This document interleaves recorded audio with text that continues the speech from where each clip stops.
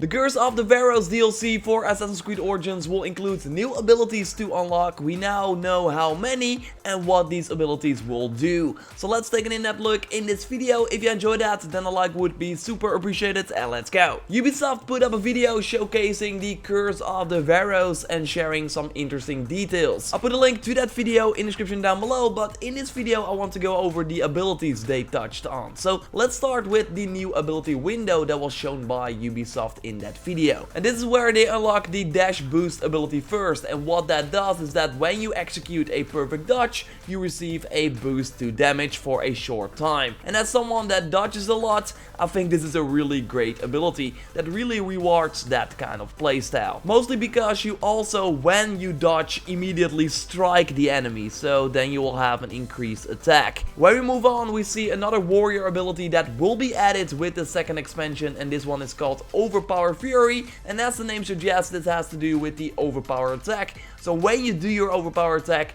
you regain some health and get rid of all the negative conditions. So if you are, for example, burning, you will not burn anymore if you do your overpower attack. Pretty good stuff. You also see here that the abilities cost 2 to 3 ability points. So better save up some new ability points, so when the Curse of the Pharaohs drops, you can unlock all the new abilities right away. With 7 new abilities, like costing 2, 3, I would say 20 is enough, and I'm currently sitting on 20 ability points. So good stuff. Of course, there are also new ability points to earn in this DLC, since the level cap will be increased from 45 to 55. Another new ability is part of the Seer section of the ability window, and this one is called Favor of Osiris, and that gives you tools back when you are in the afterlife. So the big yellow area we saw in the gameplay I showed as well. And looking at the ability window, this will be that ability that we will have to unlock. And then we also got 4 new abilities in the Hunter section,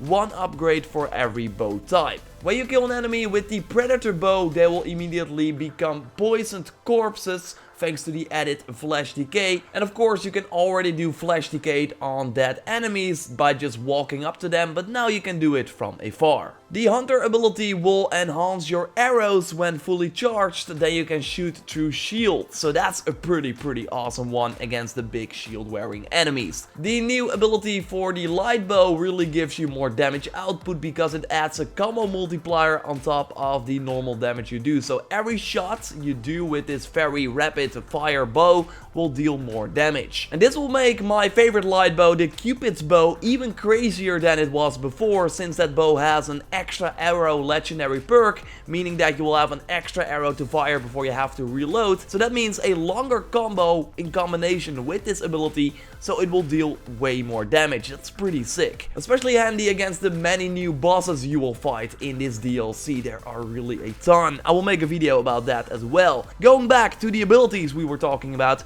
because we will have the warrior bow ability as well, a bleeding on hit if the shot of the warrior bow did not kill the enemy. Again, also great against bosses because chances are high that you don't kill the boss with a shot from your warrior bow. But wait, a warrior bow with bleeding on hit, I've seen that before. Yes, of course, the Jackal's Gaze. What will this mean for the Jackal's Gaze? Will this mean that this damage is on top of the normal bleeding on hit damage? Or will it make the Jackal's Gaze perk useless? That there can only be 1 bleeding on hit perk, and since you already got a bleeding on hit perk, it will not do anything. This is especially weird since the Jackal's Gaze was never supposed to be in the game in the first place. It was a mistake to add it in the Smoke Over Water side quest. It will be added later on for everyone that did not get a chance to get it via the Trial of the Gods, because it will be part of the 3rd and probably final set of the Trial of the Gods. So why nerf it before it's even supposed to be out? So I think it will be on top of it, but I guess we will find out when the DLC hits. Going back to the new ability window, we kind of see where the upgrades for the bows fit. So the light bow should be on the top left, next to the enhanced light bow ability. We got the new Hunter's bow ability under that. We also see a shield there with an arrow through it. So that will of course be the ability I described. Then below that we got the Predator bow ability showing the snake from the poison that will be caused by the added flash decay.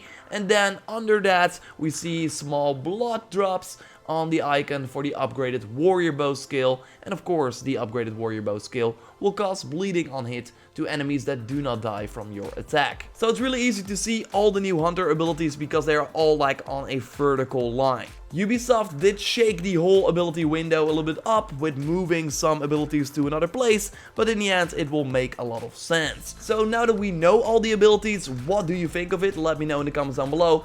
I'm leaning towards awesome because while they are mostly passive, they do add things on top of your playstyle. They do give you more reason to dodge, for example, and maybe use the bows differently.